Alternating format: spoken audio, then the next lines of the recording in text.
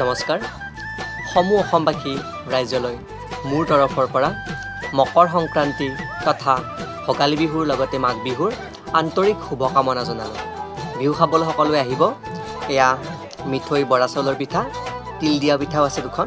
তাৰপিছত এইখিনি হৈছে তেল পিঠা, তাৰপিছত এইটো গুড়াৰ লাড়ু, তাৰপিছত এইটো তিলৰ লাড়ু, তাৰপিছত এইটো হৈছে ঘিলা পিঠা আৰু এইটো হৈছে আপোনালোকৰ সকলোৰে মৰমৰ টেষ্টি নাৰিকলৰ লাড়ু, এইটো আখৈ লাড়ু আৰু এইটো হৈছে মুড়িৰ লাড়ু।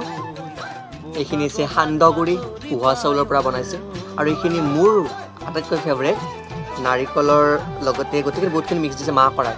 আৰু এটা বহুত বিশেষ বস্তু এয়া কাঠ আলু, মানে মাটি আলু বুলিও কয়, কাঠ আলু বুলিও কয়। আজিৰ দিনটোত মানে মকৰ সংক্ৰান্তি পৰ্বত ৰাতিপুৱা গা পা ধুই উঠি এই আলু পিঠ ভাজি খাই বুলি সকলোৱে কয়, প্ৰবাদ আছে। কিছুমানে আঞ্জা বনাও খায়। এয়া দিছে ইয়াতে, মই সজাই দিলোঁ। আহিব বিহু খাবলৈ। ধন্যবাদ।